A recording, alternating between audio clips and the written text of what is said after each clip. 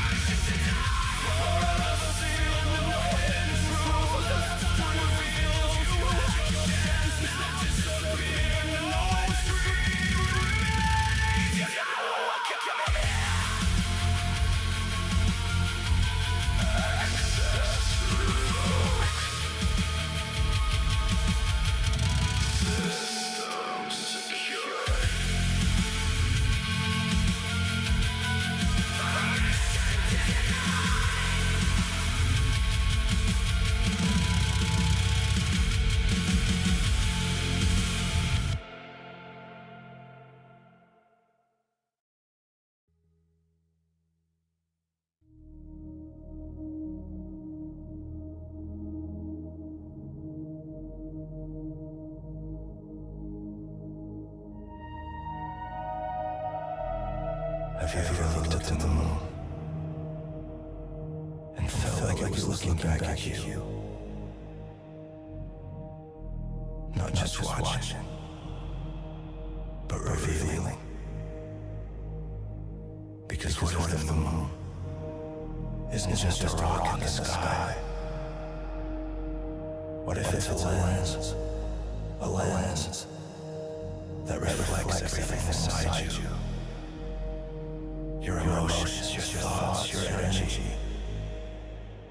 Not creating it, just exposing it. And when that light hits, you feel it. Restlessness, tension, intensity. That's not the moon controlling you. That's you being revealed. Because when your energy is eclipsed, you don't disappear. You fragment, scattered thoughts, unfocused energy, emotions you can't explain.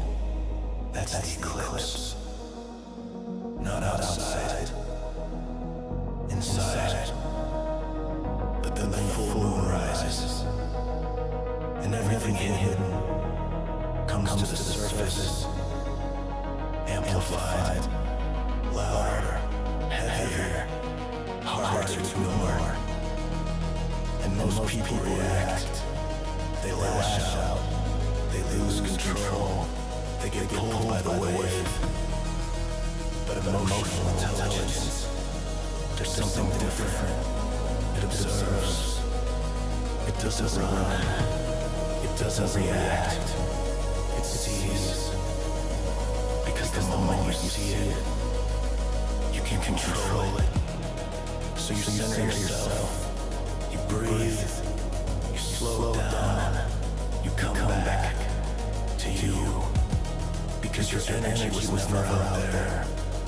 It was always here, inside you. So you stop outsourcing it. No validation, no permission, just a source. And when you tap into that, everything changes. Now the energy moves, you create, you build, you express, you flow. Because energy that flows transforms, but energy that blocks explodes. So you stay aware of your cycles, your emotions, your patterns. You adjust the lens over and over and over again until one day you realize something the moon never controls you. It never held your power. It only showed you what was already there. So don't fear the light. Don't fear the intensity. That's not weakness. That's exposure. That's true. That's your energy. Trying to break free. So observe it. Center it. Draw from yourself and let it flow. Because your power was never missing. It was only eclipsed.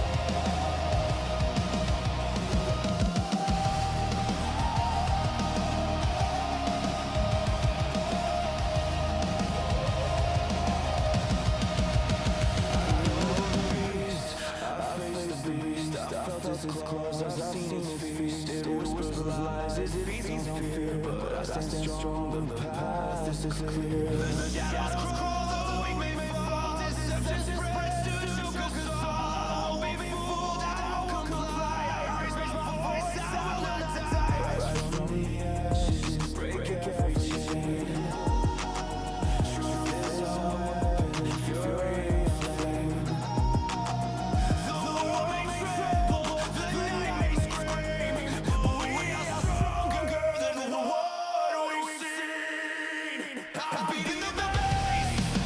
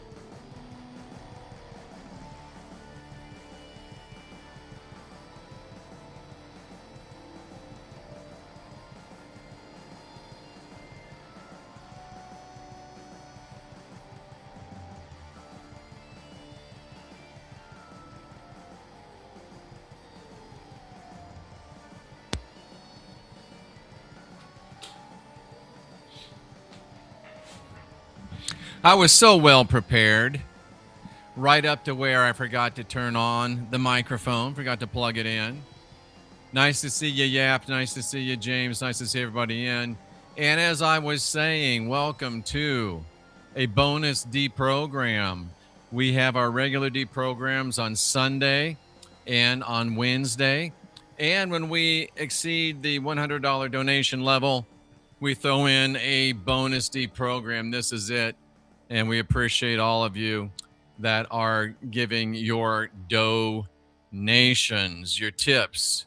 And today, I'm Jeffrey Daugherty, as always, the Christian whistleblower, saluting you for being here, seeking after truth. Hey, Colleen, welcome in to the deprogram. And today it's going to be open lines Friday. As soon as we get through the introduction, the phone lines will be open. So more than ever, it's not a write-in show, it's a call-in show. We already had a drive-by evangelist in the chat room spouting off, but you can put your comments in the chat. You just can't ride a horse that goes against what we're doing here and distracts attention from it. So we'll start the lines open pretty much now. The phone lines are open. Let me put up the phone number. So if you want to call in, and you can abide by those rules, be polite, be interesting, be friendly, be platform compliant. Let me first let you know I've got a new book available. You can get that book right there at the thing on the screen. We're also making the rods. I personally make the rods that we will be breaking out. They're $50, which includes shipping. And please remember your nanosoma, which gets everything out of you that's not supposed to be in you. And remember your focus, life force, energy, a high consciousness environment driven right to your home and your phone. All right, so let's go ahead and jump into this. Let's go ahead and start having some fun. And I'm not sure what's coming up right away because I forgot. I worked so hard on these, but I kind of take a step back and forget about them. But nice to see all of you, and let's rock and roll. I'm House MD IV, Master of Divinity. Been diagnosing spiritual anomalies since 1999. We go to the patterns, the symbols, the myth, the history to get to the truth. Answers are rarely on the surface, so we go deep. Hidden patterns, symbols, esoteric history, anomalies, forbidden knowledge. And today, we're jumping into the book of Genesis and the book of John. Are they related, and what secrets do they hold? The rods are here. If you have a rod question, put it in the chat room. Put it in the chat room in all capitals. It has to be able to be answered by yes or no. And I will read your rod question and let the rods do what they do. I also got a little special bonus coming up based on some follow-up from one of our great cousins. But that's where we're going, folks. Hello. Can I help you?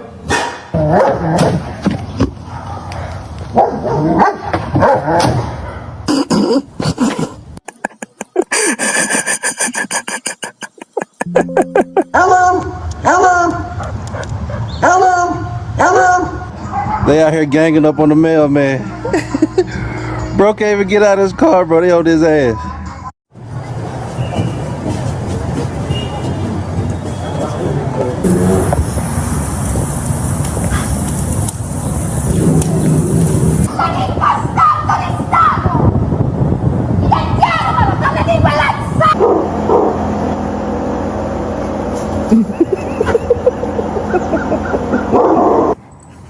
Oh, you're so adorable.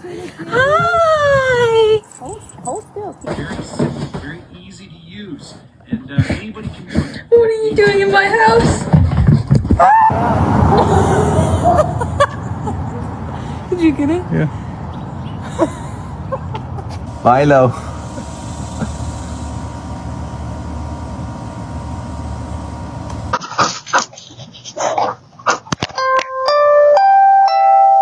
Let's go. What are you doing?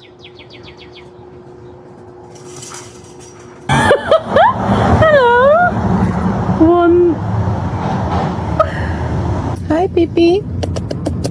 Hi, baby. Hi, baby.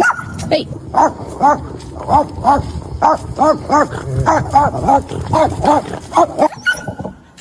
Yeah, the strongest. Are you very happy? Look at you. He just came out of the shelter 3 months ago. Is that a dog just having bread? Hello. Hello. Oh my god, okay.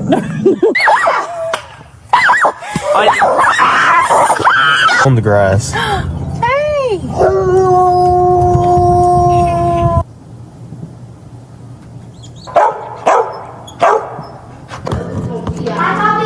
I knew it. I knew it. I knew it. Let's jump all over. I'll be back. I might bring some snacks, okay? I bet. All right? You went viral. Do you know this? Oh my god.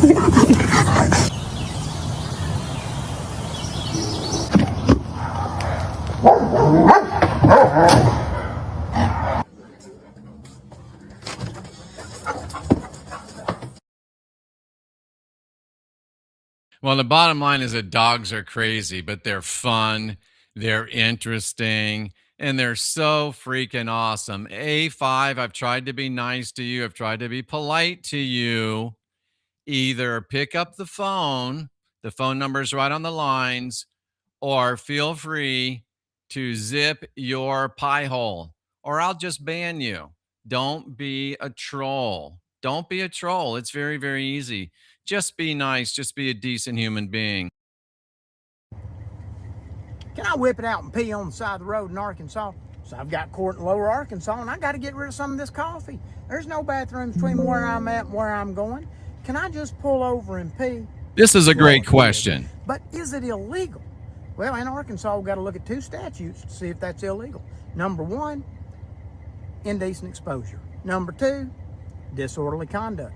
So let's look at indecent exposure first. Indecent exposure says you'll whip it out in a public place. Well, I did do that. But you have to have done so with the purpose for sexual gratification or arousal in you or another person. And there's no golden shower stuff going on here. This is me just simply peeing. So it's not indecent exposure because of that intent element. But what about disorderly conduct? Well, disorderly conduct, same basic elements. I whip it out in a public place, and I did, and it is. But I have to have done so to purposefully or recklessly create an annoyance, an inconvenience, or cause alarm. So I face this dilemma. This. If I pull over, open the door like this, and I'm peeing on the passenger side, and somebody drives by and sees me peeing, number 1, they can't see my junk. But the statute doesn't require them to see your junk. It just requires you to expose it in public. But I am not nearly proud enough to have caused an inconvenience with it or alarm. Nobody's going to look over and go, oh my God, it scared me to death. Well, I mean, maybe some, but not many. So I think I'm safe on that too. Just be discreet and don't just start waving it at people, and you'll be okay. I do a lot of driving. I drive down to see my mom. I drive to see my kids. And this comes up. This comes up. So I just wanted to share that as a public service announcement. And maybe you never face that. I know it's a whole different situation for the ladies, but you know what? We got to help our gentlemen out every now and then too. One of the common things that I see in mind control and mind programming that humanity does is that we are waiting. We are waiting to be happy. We are waiting to live our life. That's because of the separation of the brain and the manipulation, deception that the mind programming has done in this reality. Judeo-Christian. When a mother and a father have mind control, a peaceful baby, Matrix. Have a baby, they don't tell the baby, I'll love you when you start walking. I'll love you when you start school. I'll love you when you've achieved A, B, or C. They just love the baby. But we lose it along the way because in our DNA, we've been in a slavery. And that slavery is what we've got to get out of. Abraham. If you're waiting to be happy, if you're waiting to live your life because of you're waiting for something else outside of you that you have no control over to happen, then don't. Your life is actually within you. It's your mind actually catering for your heart, which we have lost to do. We're learning. You're divine. We need to learn to do more of it. Sovereign. So don't wait to be happy. Do the things that you love to do. Life is very short, and get out of slavery. Franz, I was glad to have her on too. Shoot her a note, let her know you wanted to come back. And you know, I started this. I'm the OG of this movement. I'm the guy that started exposing the fear and guilt, Judeo-Christian, blood magic, mind control matrix. And many, many people have picked up on my trail. I'm often imitated, but never duplicated, baby. And Cynthia made me aware of this Mind Unveiled, which is a pretty middle of the road, take it easy kind of channel. Even they're picking up on what I'm putting down, coming out with a great 2-hour video that says the Lord is a cannibal. I wonder where they heard that first. Often imitated, never duplicated. So this is a good one if you ever have some time and want to listen to Mind Unveiled. To connect with your heart, A little more connect Becky. more with your light. One, relaxing and actually taking the time to relax and feel the energy within you. I've actually got a free guided meditation on my Patreon channel. You're welcome to join and listen to that many times as you wish. Also, doing the things that you love, because the things that you love, when we're doing the things that we really love, our light, who we are, actually comes further into the body because we really want to experience it. And this is also why time goes really quickly, because your heart has no time. Time is created by the mental side of us, the masculine side of us. Great point. And therefore, when we're like on a day where we don't want to be there, days at school and it just dragged is because your heart consciousness kind of steps back from the body and then time slows down. Because the mind is just left by itself experiencing something that it doesn't want to experience. But because the heart is timeless, when you're doing something that you love, you're with friends, with family, time goes really quick. Time is an Abrahamic construct. Because your heart really wants to be there, and then you can become more timeless within your body. And therefore do the things that you love, and you're getting more contact with yourself. Have you ever thought about not wearing a watch? I don't wear a watch. I got a Rolex I won somewhere, but I don't wear it because I don't want to be ruled by the Abrahamic fear and guilt, blood magic, mind control matrix. And that's why we do what we do. We enjoyed having Becky on the deprogram. She's welcome back anytime. To connect with your heart. I learned a lot about women. I think I learned exactly how the fall of man occurred in the Garden of Eden. Adam and Eve were in the Garden of Eden, and Adam said one day, "Wow, Eve, here we are, at one with nature, at one with God. We'll never age, we'll never die. And all our dreams come true the instant that we have them." And Eve said, "Yeah, it's just not enough, is it?"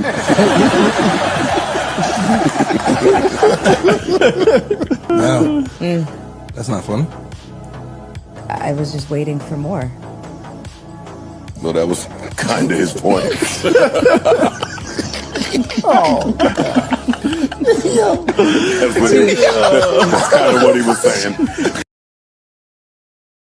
So she's obviously not the sharpest tool in the shed. She just didn't get it, but she did make Bill Hicks's point. And you know what? Maybe it was a good thing that happened in the garden on that day. Let's roll on.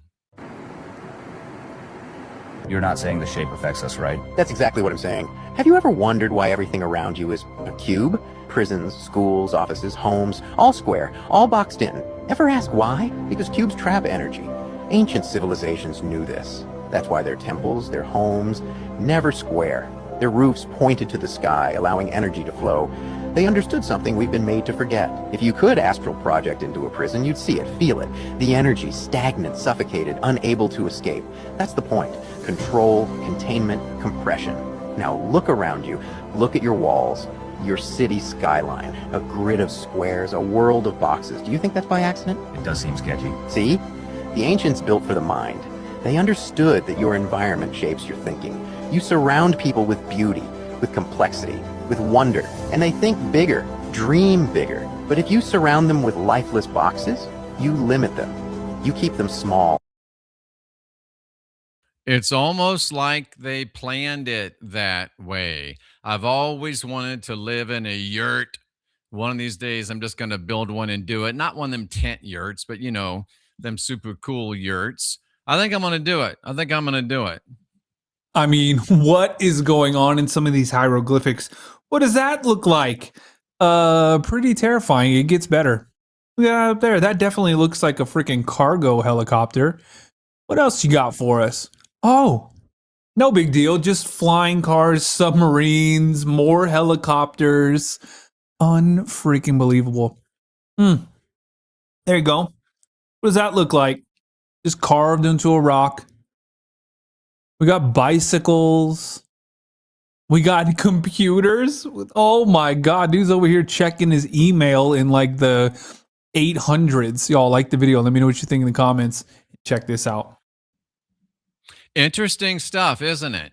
It seems like everything new is just the old being brought back again. Hello to see you as well, Lawanda. Yes, she says the short is making me think. That's what they're there for. And I'm glad that they are making you think. In fact, that's what I'm here for, is just to try to make you think a little bit. Let me show you something. The number 9 is the number of consciousness. Okay? That's it. You gotta take my word for it. I don't know. Well, I mean, that's the way it is. Is the number of Adam. The number of 9 is the number of consciousness. So we're going to solve some riddles, because I'm going to show you biblical numerology, the way the ancients put this stuff together. Forget the biblical. Very easy to find. Okay, go to page 1010. And here's an old riddle, and you're going to solve it. Remember, this is the number 9 is the consciousness of man. It's your consciousness. It's my consciousness. It is the mind. Okay? So let's solve a riddle. And this one you've seen in the movies and all kinds of places. Revelation chapter 13, go to verse 18. Let him has understanding count the number of the beast. And his number is 6. Remember I said with 3 score, 3 times 20? 6? 66. Okay, ready to solve the riddle? You know that the number of 9 is the number of the mind. 6 plus 6 plus 6 equals 1, 8. 1 plus 8 equals you. You want to see the beast? You go in the bathroom, take a look. There's a picture hanging right over the sink. And what about the angelic part of you? Because you're not all beast. You know, a lot of you is pretty nice. Good stuff. Light bulbs going off. And I looked around, and the Lamb stood on the Mount Zion. That's the higher consciousness. And with him the saved 144,000. 1 plus 4 plus 4. You see where he's going with that one, too. The higher mind, the lower mind. You want to see it work? Let me show you this in action. I said we're going to cast our net. We're going to go to the right hemisphere of the brain and construction of the temple. But that book tells us we're beasts, we're bad. And I think you'll get a kick out of it. Okay, watch this one. You ready now? Now that you've learned how to do this, okay? Here's Jesus coming up to see these guys fishing, all right? Okay. The disciple whom Jesus said it is the Lord, and so forth and so on. In verse 6, Jesus said unto them, cast your net on the right side of the ship, and you shall find. What I am saying to you is, he's not talking about fish. He's not talking about a ship. He's saying, cast your energy to the right side and you'll understand. Cast your energy to the right side and you'll become enlightened. Cast your energy. Folks, this is what you call kosher disclosure. They're showing you that we are 666. They're showing you that we are 144,000. They're showing you that they know, and they're showing you ought to be able to figure it out, but yet they call you beasts. They say they're catching you like fish. Now you understand why I'm the Christian whistleblower, because somebody needs to show you what these people are trying to do to you.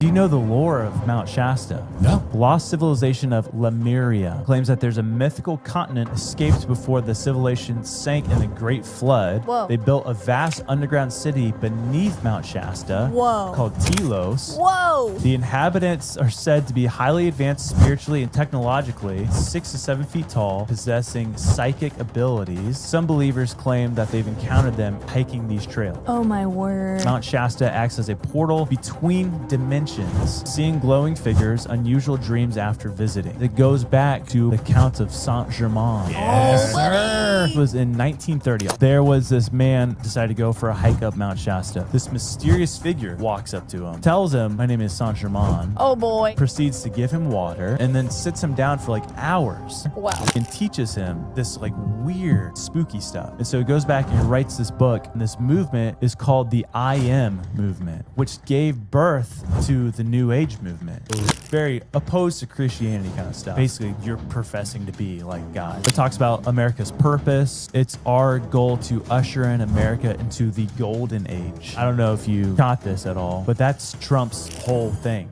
For this new, I'm going to usher America into the golden age. And I'm like, dude, cool. What? Fascinating stuff. We'll be going there on Sunday. I'm going to talk about Stargate deprogrammed, Stargate decoded. We're going to deep break down the Stargate movie. I've met Saint-Germain.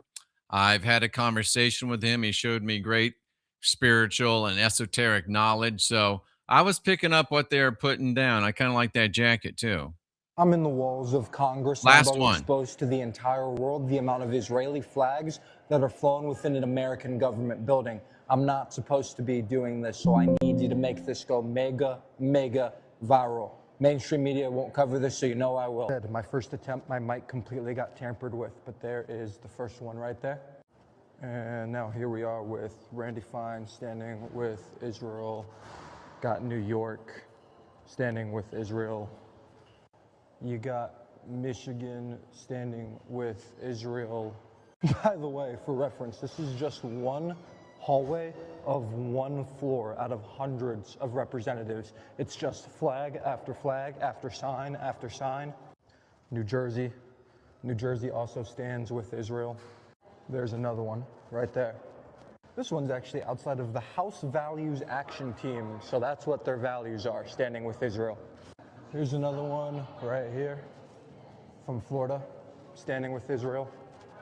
Utah also stands with Israel. I'm having some microphone issues, so I stepped outside of the walls of Congress, but also support, my work. I do a long-form news show. You can. Isn't that crazy?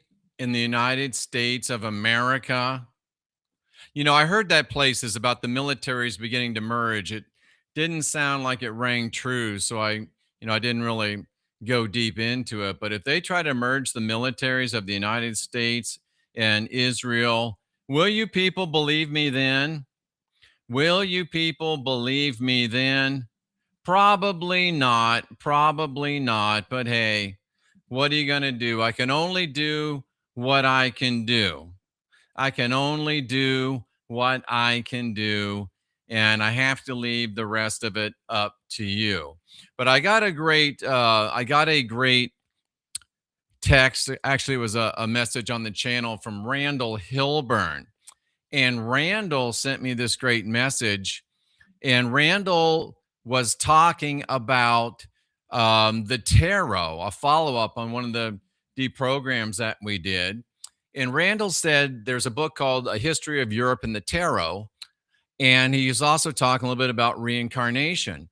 And the cards, the tarot cards, they differ from culture to culture and from reader to reader as well. But as long as your intention and your spirit can line up with the deck that you're using, they begin to complement one another. And I've used the tarot in the past. We're probably going to start going that way again. Again, we do have the rods. If you have a rod question that can be answered yes or no, put it in capital letters on the channel and I will answer it for you. The phone lines are still open as well. But if you can get in tune with the cards, then you can do some pretty amazing things and get some pretty amazing answers. And as long as the current conditions remain the same to the answers that you get, the results, whether they're good or they're bad, will also remain the same. But however, remember, I'm teaching you that you're divine, you're sovereign, you're free. I'm teaching you that your intention can drive where you want to go and what you want to be. So just because you got a bad reading from a card or anything else doesn't mean that you're slave to that. It doesn't mean you're slave to that.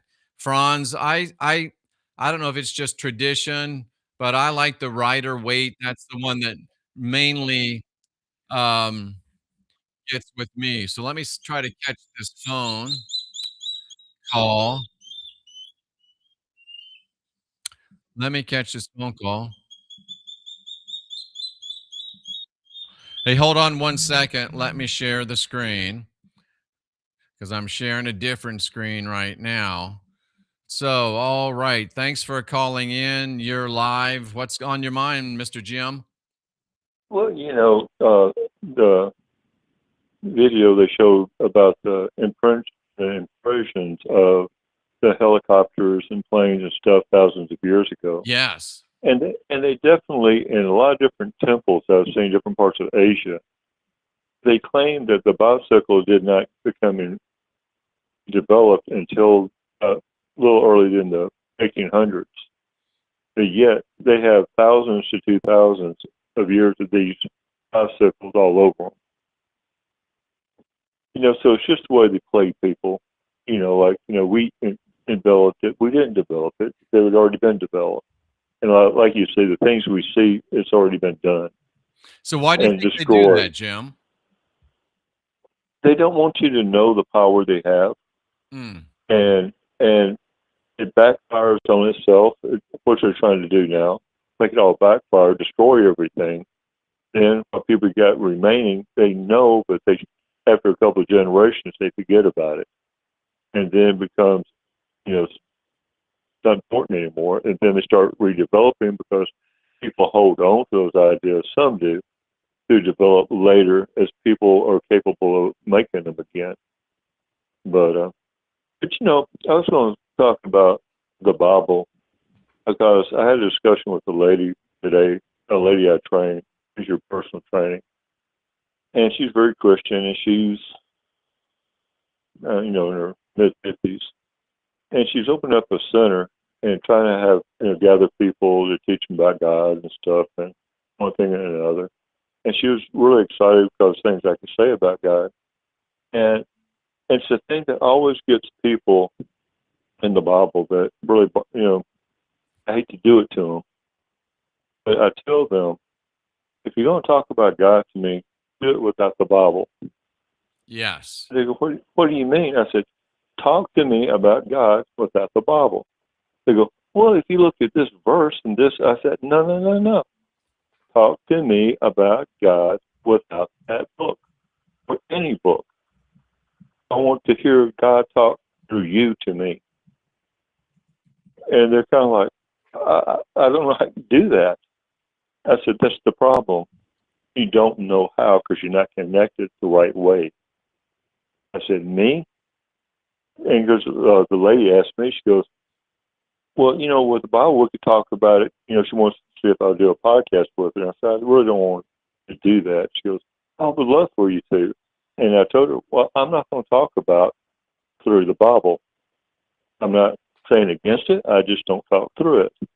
And I explained to her, I talk about God through the senses that God gives me to use. And that's how I talk about God. That's how most people should talk about God and know God. So, she's cool with everything. She'll buy, good, I really want you on my thing. I said, we'll think about it. But anyway, I probably talk too much. That's great stuff, Jim. And of course, that aligns with directly where I'm coming from. And those are beautiful words, as usual. Thank you for calling in. You're always a pleasure to have on the D program. So that's how it works. Just be polite, just be interesting. You don't even have to agree with me. But I did a little bit of studying on the history of tarot, and I concur with what Randall's saying. Randall thinks that was originally developed by the Sufi mystics in Mecca, in that the gypsies, like my wife, she's part gypsy, they picked it up and carried it along in their migrations. And eventually, we had it all over Europe. And it finally reached Ireland, my people, 300-400 years ago. And we did what we always do, kind of what I do. We reincorporated it back into the original Irish folk magic, which I would say it's where it came from. And the types of the cards, they for the readers, they do become culturally and even racially specific. So, I mean, if you're going to have your cards read, you probably want to align with someone within your culture, within your race, if you want to get the best results and the most accurate readings. So that's just something I threw out there for free. And, I've been a big advocate of the cards, big advocate, but sometimes I get a little squeamish about the Abrahamic roots of the cards. And when you start thinking about the Sufis, which are basically a quasi Islamic sect, then you start thinking, well, does the tarot have its basis within the Abrahamic sphere and guilt Judeo Christian mind control matrix? But Randall expanded my thoughts a little bit. And basically, the Sufis, they are the mystical practitioners of Islam. And they're the ones within Islam that said, you know what, maybe we shouldn't just obey rules and regulations, but let's try to actually get an inward experience of God. Let's try to actually transform our consciousness. So you could say that Sufism is the efforts of people that grew up within the Islamic section of the Abrahamic fear and guilt, blood magic, mind control matrix. Their efforts to go from just obeying God to actually knowing God. So I have to wonder, were the Sufis who helped initiate bringing the tarot back into Western traditions, were they like the original Islamic whistleblowers? You ever heard of a guy named Rumi? Rumi. You can look him up. He dropped some good wisdom. And his idea was that we as you get into the spirit soul debate. Is it spirit? Is it souls? It's souls. I just call it the thetan because it makes sense and it separates all of the nonsense. So our thetan, which is the incorporeal part of us, has come out of connection from its divine source, mainly because of the Judeo-Christian matrix. And it's longing to reconnect us. Because remember, I don't have my paper, but the cross is made up of a cross, right? But that originally there was just an up and down direct communication between humanity and divinity. Along comes the Jesus character, and it puts a crossbar on that, which locks out that direct communication between humanity and divinity, and even goes on to state explicitly in the Bible sure script. I know you call it the scripture. I call it the sure script. I stole that from somebody. Can't remember who it was, so I'd give you credit. But he says, Paul said there's only one mediator between God and man, and that's the man, Jesus. So why do we need a mediator? Why do we need a middleman? We don't. But the tragedy is they've convinced you that you do. Now, modern scholarship is strongly suggesting that Rumi actually had detached himself from Islam and had become really a universal spiritual prophet. So something to think about. So I still am a little bit sketchy, a tiny bit. There's a part of me that uses great caution, and I will never adopt anything that springs from Abrahamics sources. And the AXX, Abrahamics, is what I call it. That's Judaism, the first Abrahamic religion, Christianity, the second Abrahamic religion, Islam, the third Abrahamic religion. And that's the matrix that's enslaving us on earth today. But the evidence, as I've searched it out, strongly suggests that the tarot sprang from people who had already begun migration out of this Abrahamic matrix. And the tarot might even have served as a springboard for them to get out of the matrix. And here's an interesting point to ponder. I think you might find this interesting. The Roman Catholic Church would burn tarot readers at the stake. Dagger says that Abrahamics are usually the middlemen. Absolutely. Because whenever there's a middleman, there's a profit motive involved. Let me get over here and see if I can catch this call. I think it might be Jim again.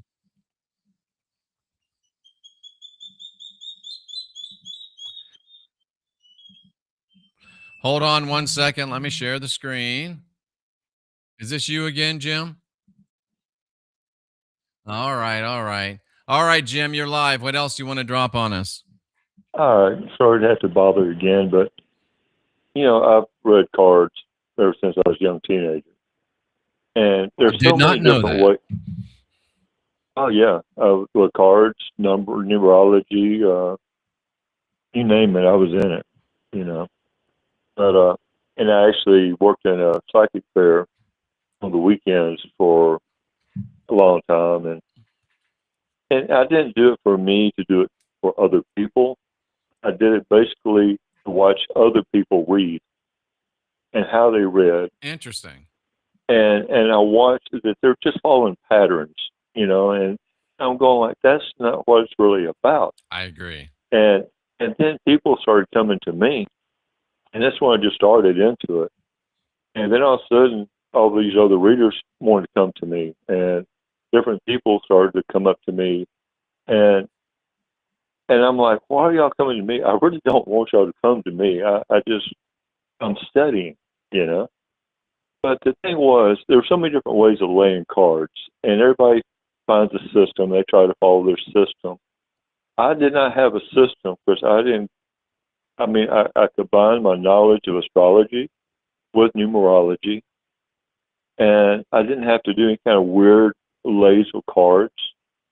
But I would tell you, by the time I put the fourth card down, I would lay down 12 cards for it. But when I did the first four, I just had a glance, and I didn't need it anymore. Because what happens is when the person that I went across to read them, it just took about 3 or 4 cards for them to open up their door for me to hear what they're saying from within themselves. And then I could speak to them. And it was so many times to scare people to death of the things that come out of my mouth because I hit so point on to them. But the point is if you listen to God and you open the door, or the person will lay their doors open to let you come in, just like, be careful who you let enter the door. Yes. But you do can get the truth and get the better readings from people naturally, not through all these dozens of systems. But you do have to have some knowledge about it. You do. But once you do, throw it away and let your instincts work for you. All right, I talked again. Great call, Jim. Thank you. I agree with Jim 100%. I'm what they call a free form reader. I don't read according to any systems. I do like Jim. I understand the systems, I understand the mechanics, but I read it free form. So that way you don't have yourself caught in some type of a box. The phone lines are still open, 913-228 trying to read on the screen, 2586 913 228 2586 256. Yeah, 2586. Just be polite, interesting. But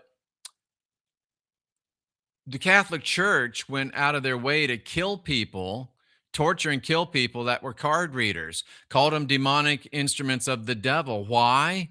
You only do that to people you fear. They fear people being able to get in touch with their own spirituality. They fear people that aren't bought and paid for by them to be able to help people get in to their spirituality. And the real reason is because too many people were leaving the Catholic Church and were going for advice to the mainly wise woman readers, the female readers, rather than to the Christian priests. And it's been my observation that a lot of the times the best readers are women. Women tend to be a little more, empathetic, a little more intuitive. It's not always the case, but I also started thinking, and Randall mentioned this. You think about the vril, or some of you, the vril energy that was manifested and channeled by the long hair of women, and men can have long hair too. I think there's probably some type of a connection there as well. And just to kind of get us started down the tarot path. We may go back down again, and maybe nobody wants to do this. But I picked these cards up at a psychic fair, and right away it's going to scare some of you. They're called the Gypsy Witch fortune telling cards. I shuffled them prior to the show and kind of got them going good.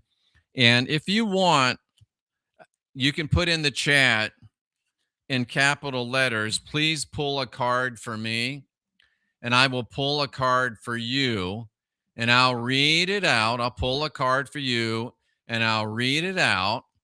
And, take it for what it's worth, entertainment purposes only. We're not doom and glooming. And remember, you can change whatever the cards deal to you by your own will and intention. But I have the Gypsy cards out. And if you want me to pull a card for you, just say, Jeff, pull a card for me. Jama's the first one. So, Jama, I'll cut the deck. I'll pull a card for you. And I will put on my reading glasses and tell you what the card says. So, it says this. It's the number 40. That's your card. It's the Queen of Clubs. And this aligns with you, Jama. Tell me if you think it aligns with you. But it says it's the card for wine. And wine is the symbol of being cheerful. And they say gaiety. Not in that way. It's just being happy. So, Jama, I think that lines up very well with you. What do you think? What do you think? Okay, Jama got her card pulled. Now we'll go with Yap, and it's great to see you again, Yap. I was hoping that maybe some of our European subscribers would tune into this because it's a better time. Yap, you got the number 43, and it says lightning denotes surprise, disagreeable and according to the distance. So it's the 6 of clubs. Clubs are running today. So are you getting some lightning bolts in your life? They can either be surprising or they can be disagreeable. You need to, have that discernment about it on yourself. And if it's close lightning or distant lightning, I would think that would mean, and who is bringing it to you, that you can determine the seriousness of it. So, Yap, what do you think about that one? Was that kind of a good one? We got Dagger here. We got Dagger, our beloved Dagger. Dagger, your card is the 7 of Hearts because you're a pimp. 7, the power number. Hearts, Dagger is the King of Hearts, but you got 7, Dagger, and it's a number 21. Uh-oh, Dagger. The stork is bringing you something, maybe, hopefully not, but the stork denotes change of residence for the better. Interesting. So if you see a stork land near you, Dagger, you can tell if it's going to be a close move or a far move. Dagger, I have a feeling that one hits pretty 100% right on you. It's hard out there for a pimp. I get it. So tell me what you think about that, Dagger. Was that pretty right on for you? I get the feeling that it is. Jama says it was right on for her. No response from Yap. And Dagger, yeah, we got to rebuild our race. Pull a card for Jeffrey Darty. Wow. You're going to put me on the spot. Okay, I'll pull a card for me. Let's see what it says. Let's see if it's accurate. All right. The card for me is the same card that I pulled for Dagger, which is interesting. Number 43, 7, 6 of, I guess I could show you, 6 of clubs. Lightning. Surprises. Disagreeable. Could be either one according to the distance. That's accurate. I got lightning bolts going off in my life all the time, baby. All the time. And yeah, even now. So it's very, very accurate for me. We'll do a couple of more. Let's see who else said that they wanted one. Where few dare to tread. Let me go ahead and pull one for where few dare to tread. You got the Queen of Clubs, the number 40, happy, joyous. If you're not feeling that way right now, that means the good times are coming. If you are feeling that way, then it means, yeah, it's good stuff. So, and Charles Glenn says, just for kicks and giggles, pull one for me. So let's pull one for our great cousin, Charles Glenn. Charles Glenn gets, boy, the clubs. Every single one is clubs. Every single one is clubs. This is the 8 of clubs. Number 13, which adds to 4. The snake. Maybe bad times, it says. Calamities. You can measure from the distance away. So if you see any snakes, be real careful. Be real careful, Charles. And again, these are written from a, probably an Abrahamic perspective. So you could invert that and say, well, we know that the snake has been demonized, and maybe it means just exactly the opposite, that good and great times are coming. Good and great times are coming.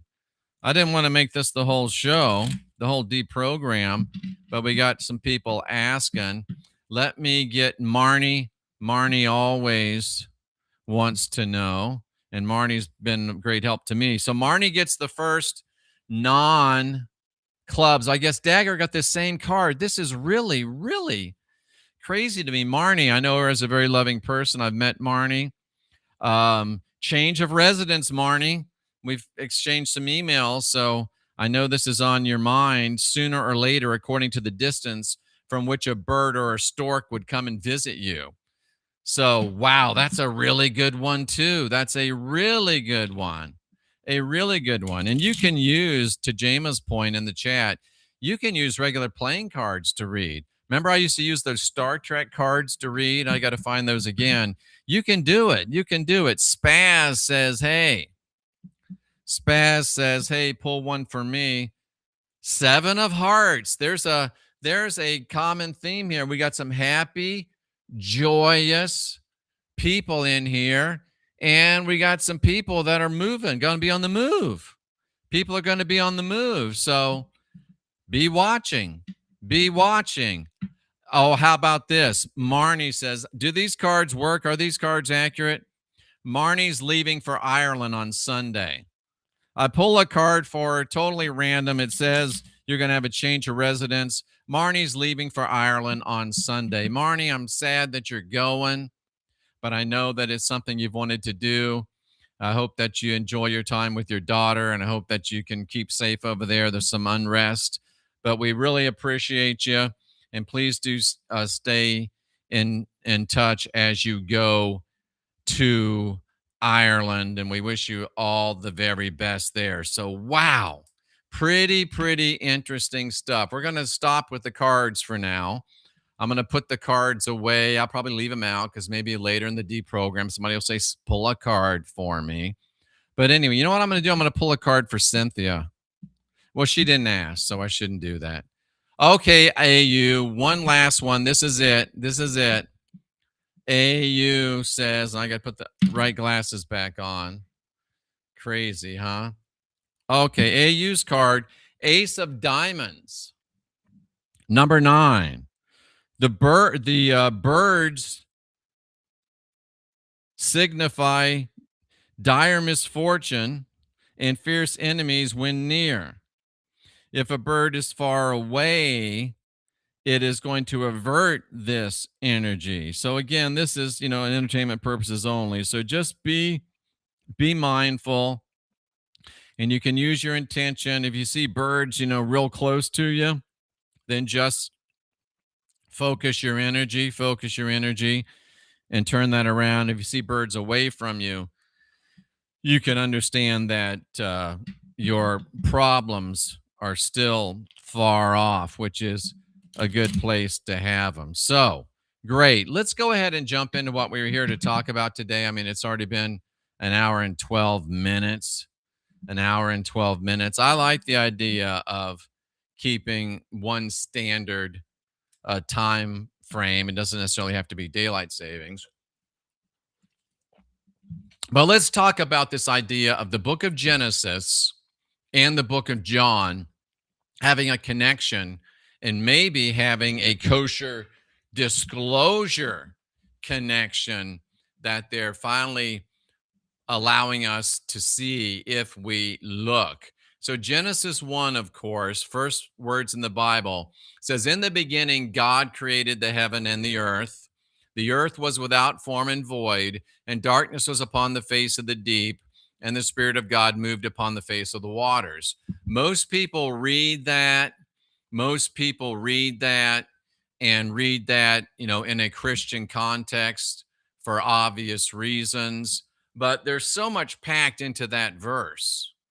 But what a lot of people don't realize, even though there's probably a note in your Bible referring you to John 1, because John 1 says, in the beginning, it starts with the very same words, was the Word. So it's taking the God figure and turning it into the Word, which is logos, which means the heathen word of honor. They stole that word from us. Boy, that's deep right there. That's deep. And the Word was God. The Word was with God. The same was in the beginning with God. All things were made by Him, and without Him was not anything made that was made. In Him was life, and life was the light of men. And the light shines in the darkness, but the darkness cannot overcome it. That is so profound.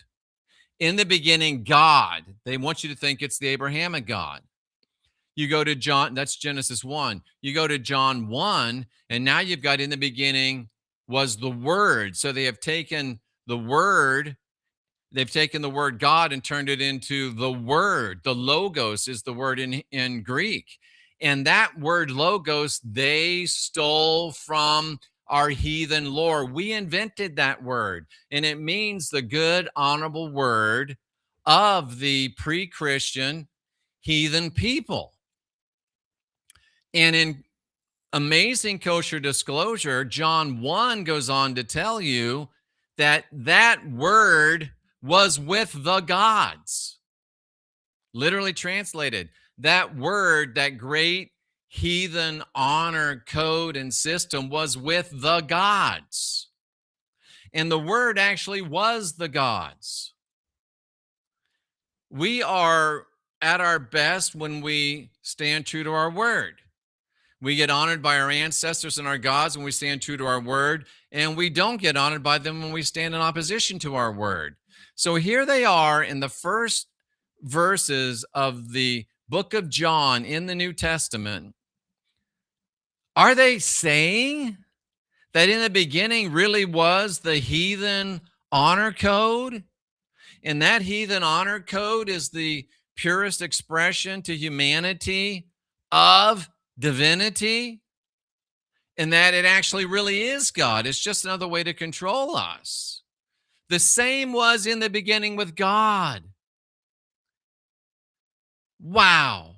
And in that is life, in your word, in your honor, in your connection with your ancestors and the Most High. That is life, true life. And that life is the light of humanity. That light is the light of humanity.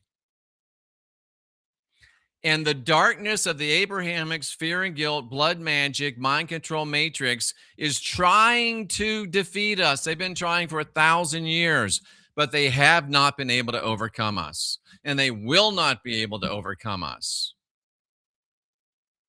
One thing I love about doing these live deprograms is to have something like that happen to me. And I didn't plan that. That wasn't scripted or written down. And if you watch the deprogram on, what is this, Friday, on Wednesday, you saw our old friend Melanie come in. She said some stuff she shouldn't have said, but I snapped at her hard. I snapped at her hard. And I shouldn't have done that. I want to make public apology for doing that. But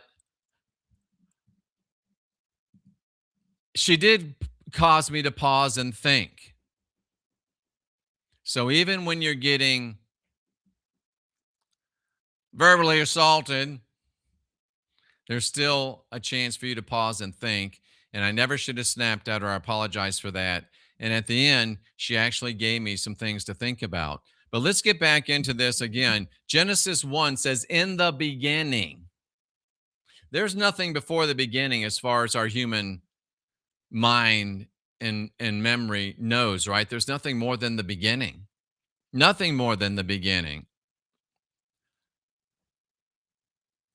I wonder if that was a playful joke, Jama. If not, I like it. She says, Melanie Moran. It was her name's actually Moran, Moran. I guess I shouldn't have said that, but that's a nice play on words, Jama. That's a nice play on words. And, you know, she would laugh at that too. So in the beginning, we're talking about the very beginning. What's at your beginning?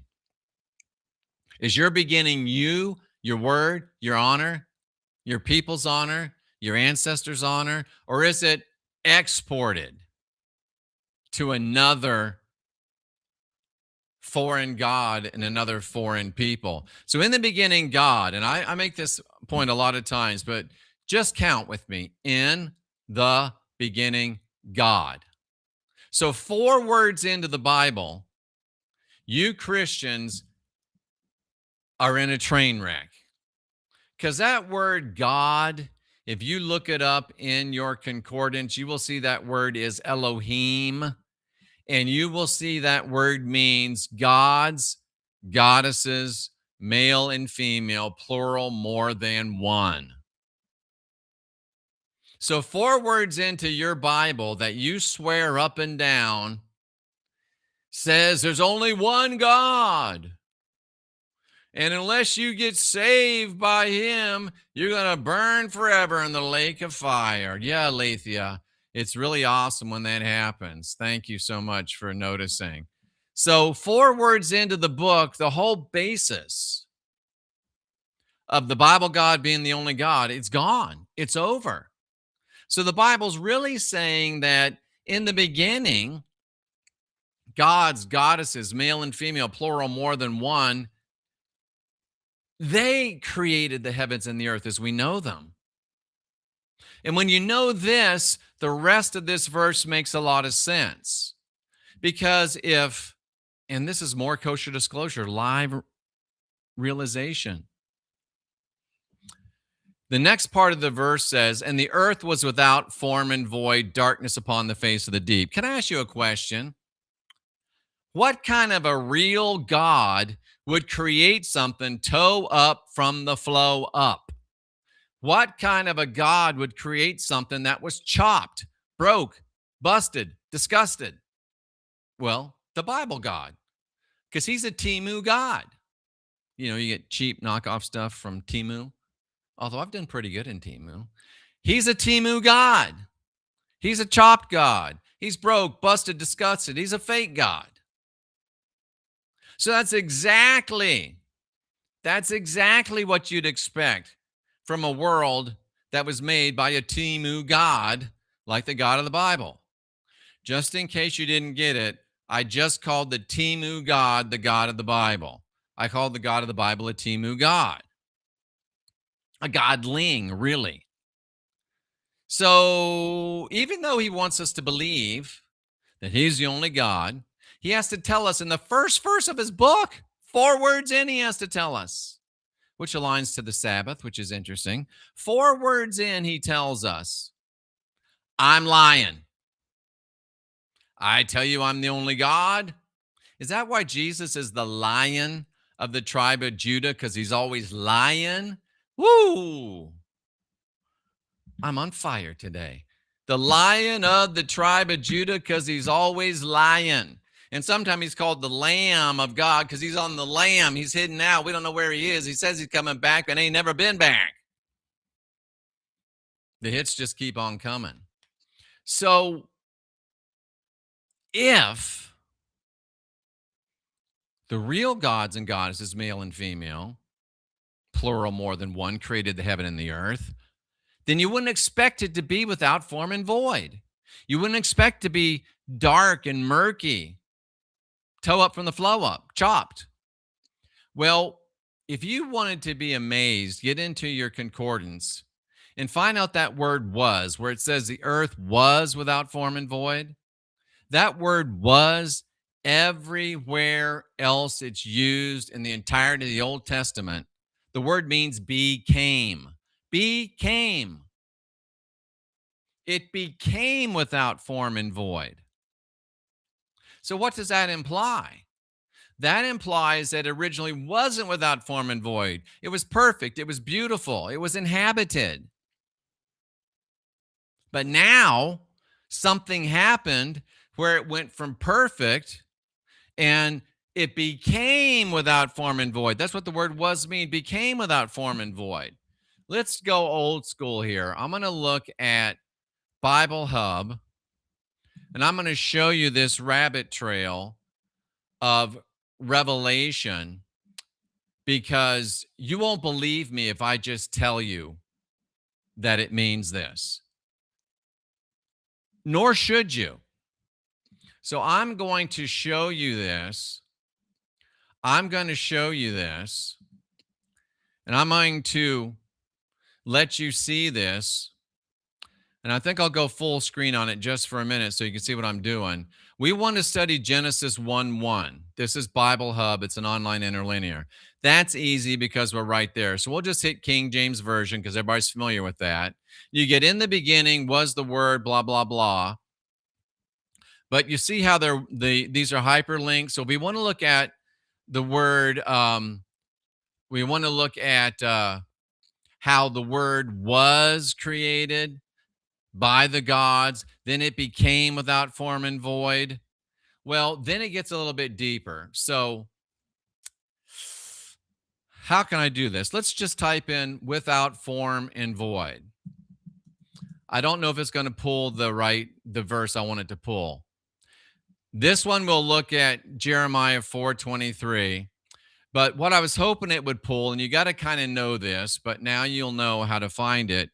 In the book of Isaiah, it says that the world was built and created to be inhabited.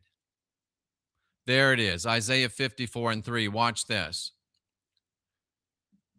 Watch this. For you will spread your descendants to the right. That's not the one I wanted.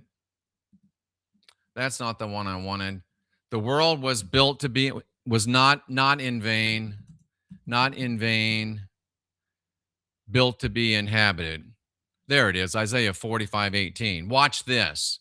Remember, Genesis told you the world was formed in vain. Jeremiah says the world was not formed empty. Guess what that means? Tohu. It's the same exact word as Genesis, where it says the earth became without form and void. It became tohu. Timu, tohu. But Isaiah tells you he did not create it to be empty. So who's lying? Is the guy that wrote Genesis lying, or is Isaiah lying? Because somebody's lying. Genesis says it was made tohu. Isaiah says, no, it wasn't made tohu. So now you can understand that word was saying it became tohu. But there's more. Watch this. Jeremiah even says he formed it to be inhabited. He formed it to have a habitat. He formed it for people to enjoy. Wow. Wow. So now we got a problem. Lucy, you got some splaining to do. You got some big splaining to do, Lucy. Does this help? No, that doesn't help. That doesn't help. This is best. Lucy, you got some splaining to do. But let's go back and type in without form and void so we can see if anybody else ever saw the earth without form and void. Ooh, guess what? I'm so excited I drooled. You see it right here, Genesis 1:2, without form and void. The only other place where that is used is Jeremiah 4:23. You think we should click on Jeremiah 4:23 and see what he was saying? Not the Jeremiah, that was the bullfrog. Let's make this large again for a second so you can see it. Jeremiah, the prophet, said, I looked at the earth, and it was, again. It was formless and void. That's tohu, just like Genesis said, just like Isaiah said. I looked at the earth, and it was formless and void. I looked at the heavens, there was no light. Well, why would that be remarkable if the sun had been created yet? And then it said, I saw the mountains and they were quaking, the hills, they were swaying. And if I want to read the extra verse, I just go up here and click forward to Jeremiah 4:24. I looked and there was no birds, but birds hadn't been created yet. I saw there was no man, but man hadn't been created yet. Do you see the problem? And then he says, the fruitful place was a desert. That's what I just said. The gods and goddesses, male and female, plural, more than one, made a beautiful, perfect earth, just like Isaiah said. And then Jeremiah says, yeah, they did make it great, but I saw it and it was wrecked. It was chopped. But Jeremiah doesn't leave you hanging. Jeremiah does not leave you hanging, because watch this. He will tell you what happened. He will tell you what happened. The beautiful earth was turned into a wasteland. All of its cities, these were cities. How many people do you have to make a city? Village, town, city. That's a lot of people. The cities were torn down. And then he tells you how. Then he tells you what. They were torn down by the Lord, Yahweh. That's whenever you see capital L-O-R-D, that's Yahweh. And from his fierce anger. What if we clicked on fierce anger? What does that mean? It means fury. It means wrath. It means anger. It means burning anger. And if you keep going down, you learn so many things when you just keep reading. Just keep reading down here. Burning power, bursts of burning anger. Burst of burning anger. And if you keep going down, it talks about burning anger blown through his nostrils. Burning anger blown through his nostrils. So can you imagine what kind of a being would have burning anger blowing through their nostrils? To be hot, to burn, to be angry. To have it kindled, zeal, jealousy. Didn't he say, I'm a jealous God? And to blow out anger through your freaking nostrils? Are you kidding me? Was he a dragon, or does he just want us to think he was a dragon? This is how you study the Bible. So now you can understand. Now you can understand what Genesis 1:1 and 2 mean. In the beginning, the great gods, or a volcano. James says maybe even a volcano. Maybe he's not even a real God. In the beginning, the earth was created beautiful by our gods and goddesses, as Charles is saying. Then comes along Yahweh and destroys it. But wait, there's more. Because remember the book of John now. The book of John connects Jesus back to Genesis 1. Ooh, now we got something going on. So if it was Jesus who was there in Genesis 1, And John 1:1 says, in the beginning, right there with Genesis, he was there. He was with God and he was God. So really, Jesus is usurping the place of his Father and becoming God. So if Jesus was God in Genesis 1, then he's the same God that destroyed the earth. Jesus is Yahweh. There never was a son. It's a whole psyop on you. Jesus destroyed the beautiful earth. There's more to it, but we'll try to keep it on those terms right now. And they're telling you this. Does this sound like a being that you want to be in conjunction with? Doesn't sound like a being that I want to be in conjunction with. But that's up to you. That's up to you. These are deep, deep, deep thoughts. 4 words in, the Bible's lying to you. 2 verses in, the entire Judeo-Christian fear and guilt, blood magic, mind control matrix has been destroyed. And yet you still want to call yourself a Christian. I have to ask you, why? Why? Why? Did you know that Genesis 1 and John connect? But wait, there's more. This just hit me. John also wrote the book of Revelation. John also wrote the book of Revelation. And I'm reminded of Revelation. Let me pull up Revelation for you. Revelation 22. No, let's start back further.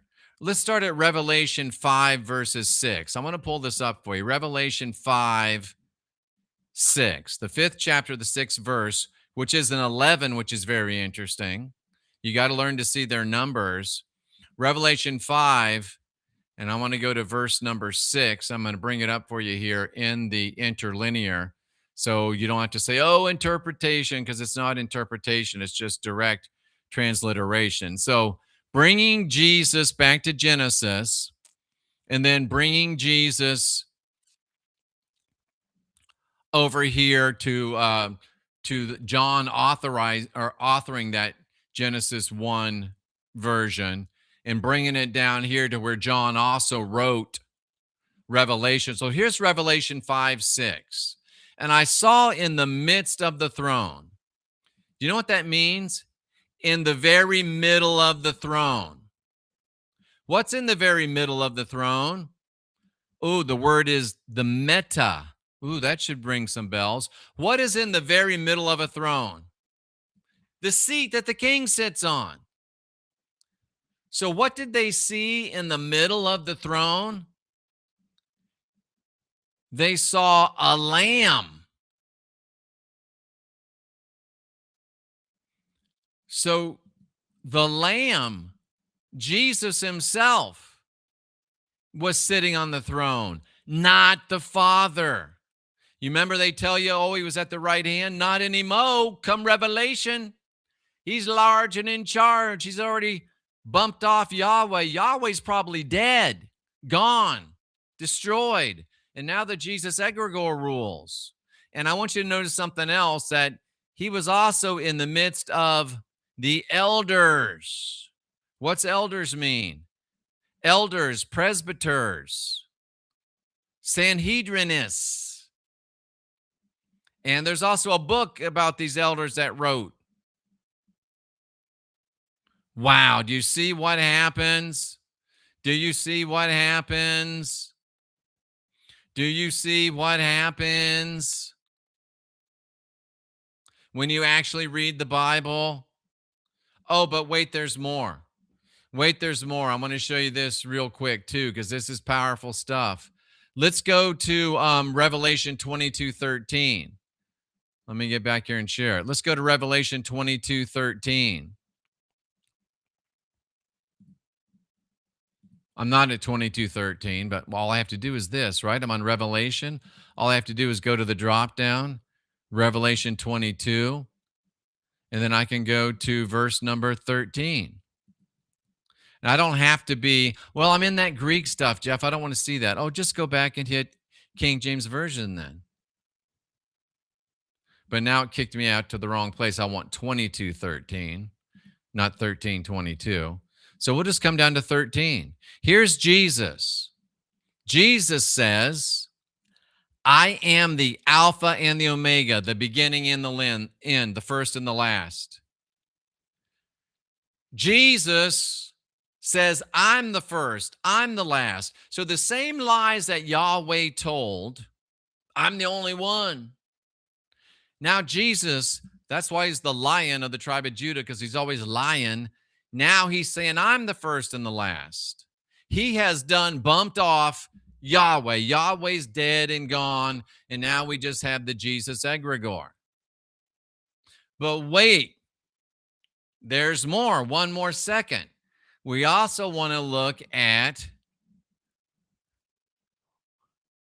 Revelation 21:23. We want to look at Revelation 21:23. So we'll just back up. Instead of 22, we'll go to 21. And when we get here, we'll go to 23. Did you notice this? Watch this. Bring it down here. The city has no need of the sun or moon, which are what? Former gods. Yahweh was actually known as a moon god. There's no need of that anymore, because the Lamb is the light of the city, because he has knocked off his daddy, and now he's large and in charge. Wow. You don't get this anywhere else but here. It's a coup d'etat. The Father's MIA. And the Jesus egregore is taking over Yahweh's kingdom. Wow. That was worth the price of admission. Somebody should throw me a tip. I'm just playing with you.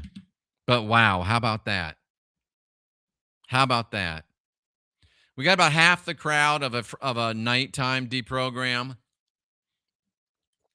But this is the first time I've ever done it. Trying to expand and see if we can get some more viewership. So yeah. What do you think? And Jama, that's always been something I thought about too. When you look at the word Zeus, it's so close to Jesus. Jesus is so close to Zeus. We're thinking around the same lines, Jama. We're thinking along the same lines. I will go ahead and close the phone lines. I continue to be so disappointed with all these cowardly Christians. They never, ever want to call in. They're afraid to, I guess. Again, if you want to get rods personally made by me, $50 includes your shipping. Email me at gothamltd@gmail.com. And we got the new book available. I'll leave that up for you just in case. So that's going to wrap up this deprogram, this special Friday deprogram. And if you'd like to have the special Friday afternoon deprograms, you can help ensure they happen, because if we hit $100 in donations, they definitely will happen. You see, Rooney is absolutely psyched up about this deprogram. He's very, very excited. You can tell. But we will be back on Sunday. And on Sunday, I'm going to be talking about Stargate Decoded. We're going to decode the Stargate movie. What is this right here? See, this is the nonsense that really bothers me. Starboy knows the phones are open but won't pick them up. And he wants to just throw this nonsense in the chat. Why don't you call, you coward? They're all cowards. So pathetic. So pathetic. I feel bad for you. I really do. Because back in the day when I was coming out of Christianity, we did not have platforms like this where you could get on and talk to people. And I know, instead of the little boy over here playing, says he's a knight. I see the kind of knight you are. You won't even pick up a phone, much less a sword. If I'd have been coming out of Christianity and I'd have heard some guy in a funny jacket yapping and saying the things that I'm saying, I would have damn well picked up the phone and called in and challenged him. Not these cowards. Not these cowards. They won't. They won't. Starboy, I'm going to time you out because you're like a little child. Go in the corner. All you have to do is call. You're not a knight. You can't even pick up a phone, much less a sword. I'm a knight. I'm going to pick up a sword and fight. You can't even pick up a phone, you pathetic coward. And you know what? Just because I'm a nice guy, I'm going to give you one more chance. One more chance. Because the phone lines are closed, but I'm going to go ahead and open them up again. I'm going to open them up again, you little boy child. And I'm even going to put the phone number on the screen. So if you're a knight, prove it. If you're a knight, prove it. I'm calling you out, Mr. Knight. Calling you out. 913-228-2586. If your mom's not home and you can get away with using the phone, call me. If grandma's gone and you can get away with using the phone, show me how much of a knight you are. Let's wait just a little bit. Let's wait just a little bit and see what kind of a knight we got. I guarantee you this night is like all the other Christian nights. They put pictures on Facebook and they put pictures on X and they put pictures on all of their platforms. They're all dressed up in suits of armor like David Duke, Dr. Dookie. Dr. Dookie, for a long time on his website, had a picture of him in shining armor, holding a sword, such a warrior. But I bought two of Dr. Dookie's books, autographed nonetheless. Asked him 100 times to come on the deprogram and talk with me. Offered to go on his show and talk to him. But he's just as much a knight as the little boy that won't pick up the phone and call. But you know, that excites me because these are the enemies that we face. If they're afraid to pick up a phone, they're not even going to pick up a stone.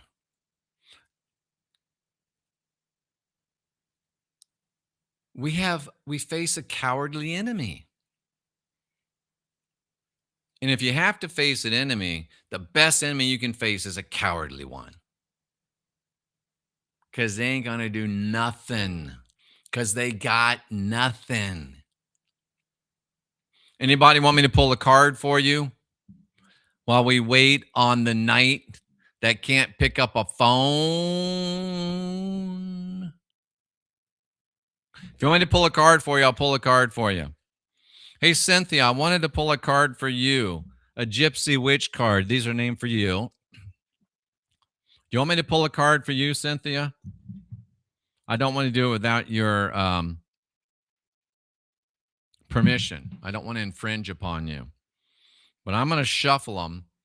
If you want me to pull a card for you, she was listening. Maybe she got off. I'm going to text her. Ask her if she wants me to pull a card for her. See, we're still waiting for the knight that can't pick up a phone, that thinks he's going to pick up a sword. Do you want me to pull a card for you? Pull a card for you. I hope she says yes. But see, this is the way I am. I'm not like somebody says, I'm going to pray for you. I'm going to pray for you. That's because They want to put their black magic. You know what black magic is? The definition of black magic is using your will to override somebody else's will. Why you want to pray for me? I'm good. I'm divine, sovereign, and free. So let me go ahead and pull a card for Bill Bergen. 9169. Bill, I shuffled. I can't pull a card for Cynthia without her okay, Jama. I just can't do it. She said sure. So this one's for Bill Bergen. I don't want to switch midstream because I want to make sure that I get her permission because I don't do black magic like these Christians do. You know, they have intercessory prayer groups, and I'm sure there's intercessory prayer groups somewhere in this country, this world right now, interceding against this guy. They're out there pleading the blood of Jesus. They're calling the name of Jesus. It's called an imprecatory prayer. They are trying to get me. And I just keep going, stronger than ever, sexier than ever. Sexier than ever. It's all nonsense. So this is for, who was it? Bill Bergen, 9169. Here's your card. The Gypsy Witch card, named for Cynthia. In a good way, obviously. So, Bill, here's your card. It is a little bit dark here, so I can't really read them. This is Bill Bergen's card. It's the 5 of Demons. The number's 8, which is a 10, which means completion. And it says, the anchor denotes successful ventures in business and in love. Woo! Good days are coming, Bill. And surmounted, and if it's surrounded by 11, which is the master number, is even better. Is even better. Alethea is on fire today. She says, do they actually believe there's a difference between prayer and black magic? They do, but there's not. It's exactly the same. So there you go, Bill. It's good to be Bill today. He got love coming. What else has he got? He's got love coming. He's got successful business ventures coming. Woo! Good for you, Bill. It's good to be Bill. I want to forget Mike. I want to be like Bill. All right, now we're shuffling for Her Majesty herself. Yeah, Bill says, oh, yeah, baby. And I love Charles. He says, apparently, another knight has been neutered. Well, they're already neutered. Charles is right. They're already neutered. Bill says, hell yeah, baby. So, Bill, if you've been planning something, roll it out. If you've been thinking about asking some chick out, ask her. Don't text her. Don't text her. Be a man. Walk up there. And you know what? If you got some game, let me help a brother out. Because if you all seen Cynthia, you know I got some game, right? And this game doesn't last 8 years. Will we get to 9? I hope so. I'm not easy to live with. I'm not easy to live without either. But Bill, if I was you, if I was in your shoes and there was a girl you wanted to ask out, I would walk up to her and say, I watched this guy named the Christian Whistleblower. He's on YouTube and he's on Rumble and he's on X and he's on TikTok. I'm just almost at 600 on TikTok. Can you help a brother out? Follow me. I would say, and he pulled this card, man. He pulled this card. And it said that I was supposed to ask you out. I was supposed to ask you out. Paul, it's not a write-in show. It's a call-in show. The phones are open. Pick up the phone and call me. Pick up the phone and call me. Don't drive by evangelize. That's for babies. But we got Cynthia's card. And here it comes, Her Majesty. Bum, bum, bum, bum, ba-dum, ba-dum, ba-dum, bum. Ooh. Cynthia got her. Bill's got a girl in mind. You don't have to do it that way, Bill, but I thought it'd be kind of cool. Maybe that's your fallback. And let me give you another tip. This is for free. If she says, "Oh, I've already got a boyfriend," because it could happen. But advanced interpersonal skills works a little something like this. I understand you got a boyfriend. You also got more than one pair of shoes, don't you? And that don't stop you from shopping for new ones. That's free from the Christian whistleblower to you, Bill. And it's 3:33 p.m. where Alethea is. So, Cynthia's card, 9 of clubs. And it says, oh no, these cards don't work. It says, Cynthia,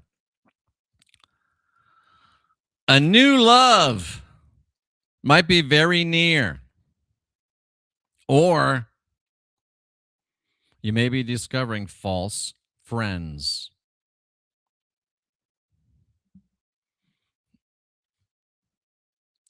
So you're probably going to get some new love for me. Some new love for me.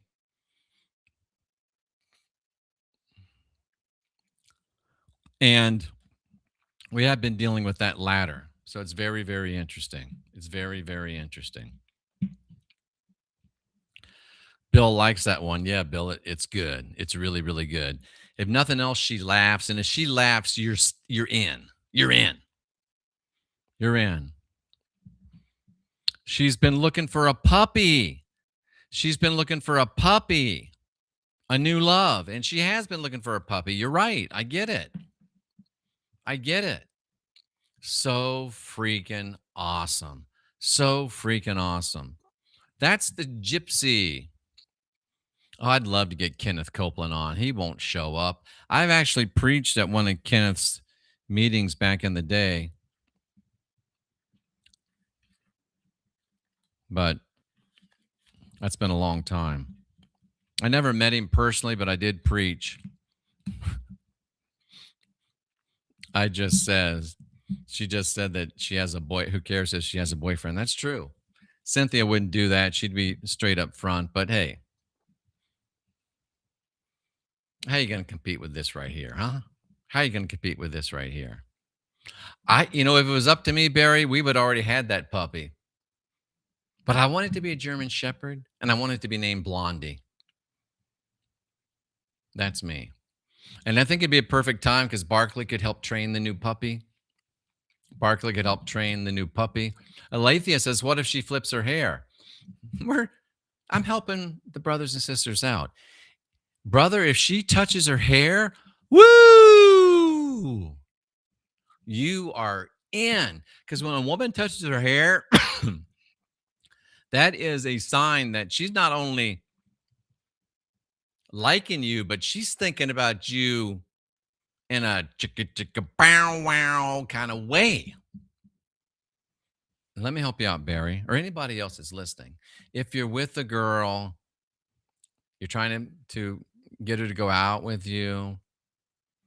I think so too, Jama, but you never know. You got to be careful because I'm not an easy guy to live with.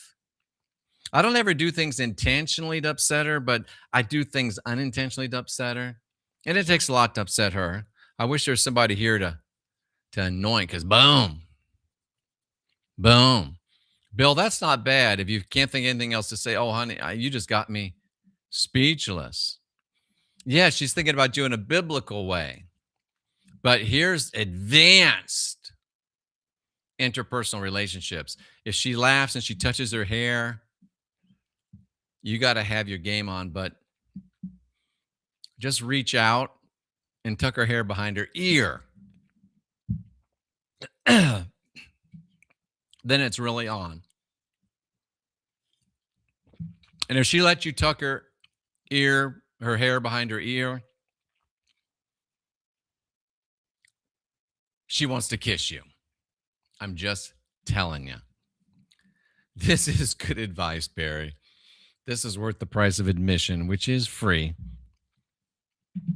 But it doesn't mean you can't tip a brother. You know, Jamin, there was a time where I kind of did take her for granted for a little while. You get used to things, but I don't do that anymore. I don't do that anymore. I know I got it good. No doubt about it. So, yeah.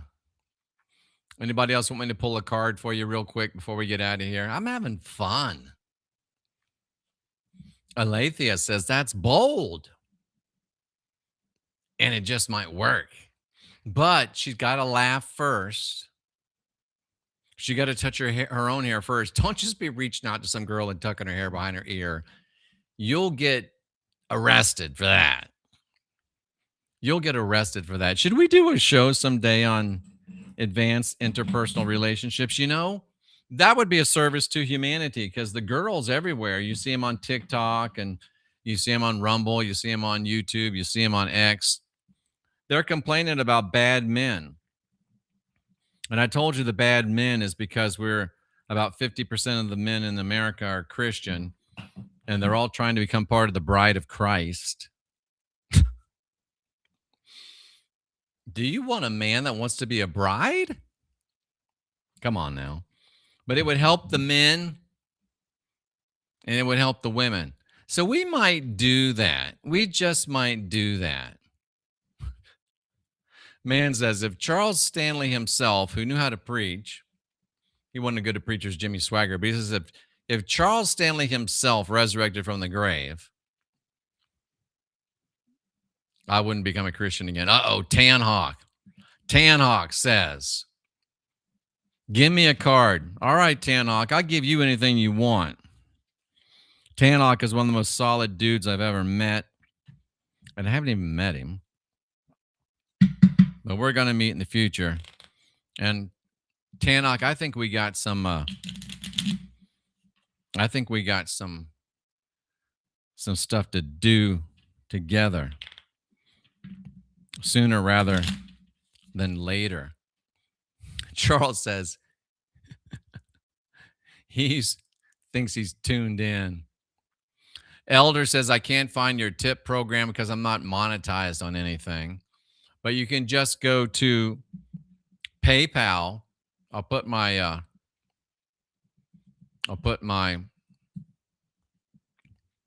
email in here, gmail.com. You can tip through PayPal right there.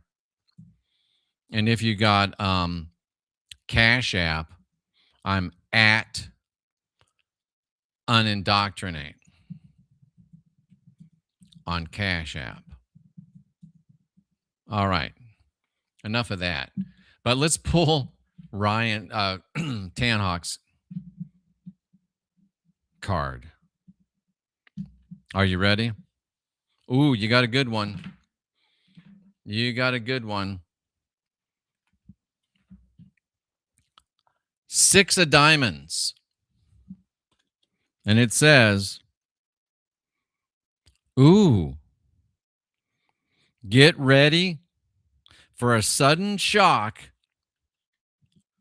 of good news. Now, Tan Hawk, that says some things to me. You're a guy that's used to good news. And one thing about a guy like Tan Hawk, the harder you work, the luckier you get. He's a hard worker. He's a bad mamba jamba. And you work yourself into a lot of good stuff, and he's used to success. So Tan Hawk, if you're about to have some good news that's shocking to you, ooh, I just got chills up and down my entire lean body. Did I mention I weigh less than I did in 1987, and I'm 63 years old?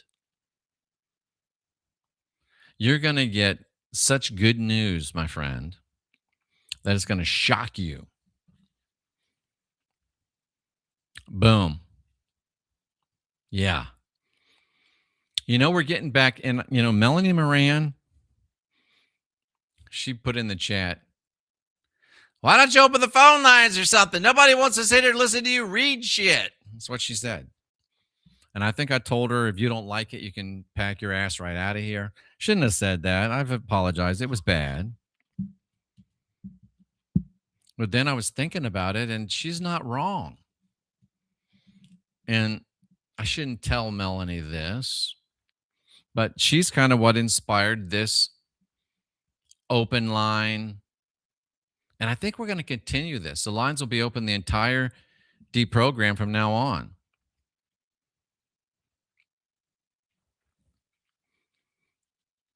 And I'm not going to be reading people stuff anymore. So even when people, and remember I was talking about, I don't know if this was in the cold plunge or in the sauna videos, but I was talking about taking no offense. I took offense when Melanie called in. She didn't call, she wrote. I took offense. But I didn't have to take that offense. And it took me a minute. I mad like that long. And then I took it to heart. You can either take it to offense or you can take it to heart. Bill, I kind of went away from my fitness, working out, to just get down to the weight. Because you remember young Pharaoh and also Ian Jacklin, they both were professional kickboxers. And they said the best way to do it is to get to the weight you want to be at and then start training. So I hit the weight I wanted to be at yesterday. So now I'm kicking into my training, and it's starting with HEMA, Historic European Martial Arts, swordplay and such. I'm being mentored by our great Dead Wolf. Where was I going with this? Don't take offense. Take inventory.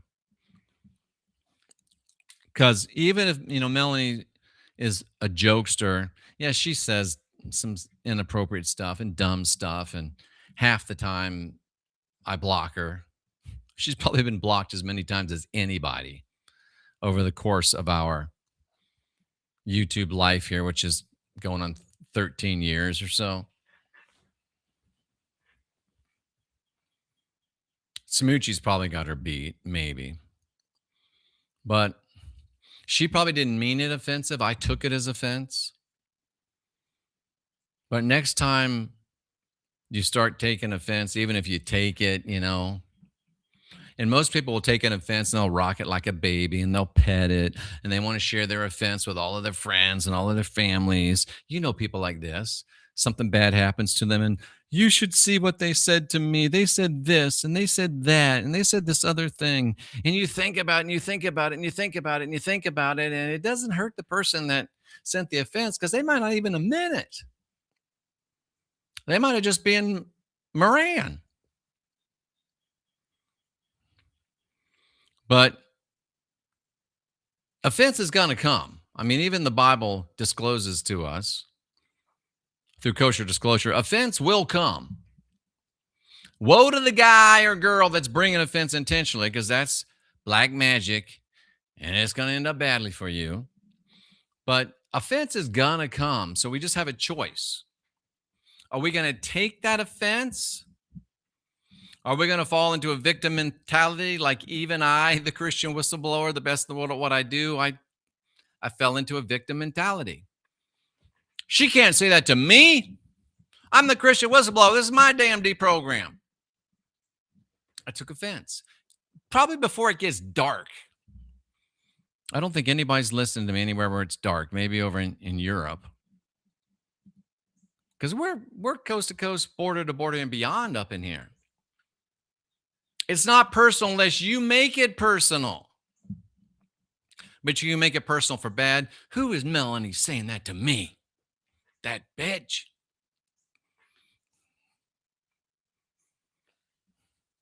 It took me a minute. I'm like, I was instantly not mad. But then I'm like, you know what? Maybe we need to go back to the good old days a little bit. Back when we had 100,000 subscribers. Back when we were monetized. Maybe we need to go back to the gypsy cards. Maybe we need to go back to the rods more. Maybe we need to go back to talking to people. Maybe I should go on in the daytime. Maybe we should break out the tarot again. Maybe we should break out the cards of truth again.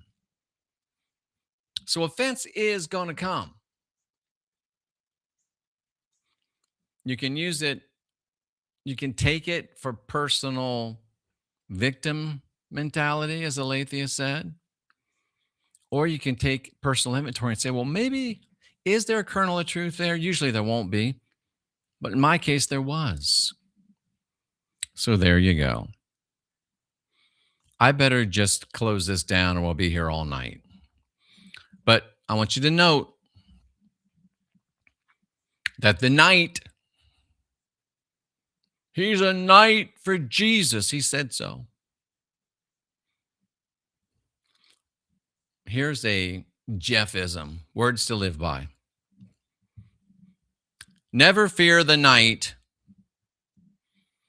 that's afraid to pick up a phone, because you know he ain't never picking up a sword. And with that little gem of wisdom, we'll go ahead and get out of here. We'll go ahead and get out of here. You've been listening to Jeffrey Garden.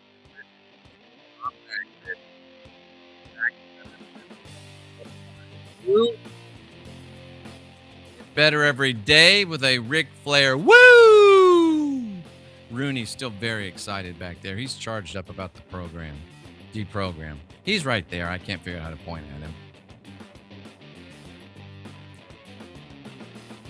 What if you don't have original sin? What if you've got the spark of divinity within? What if you don't have to go on bended knee to somebody else's savior, hoping he'll save you from the sin he gave you? What if you can stand strong in your own power?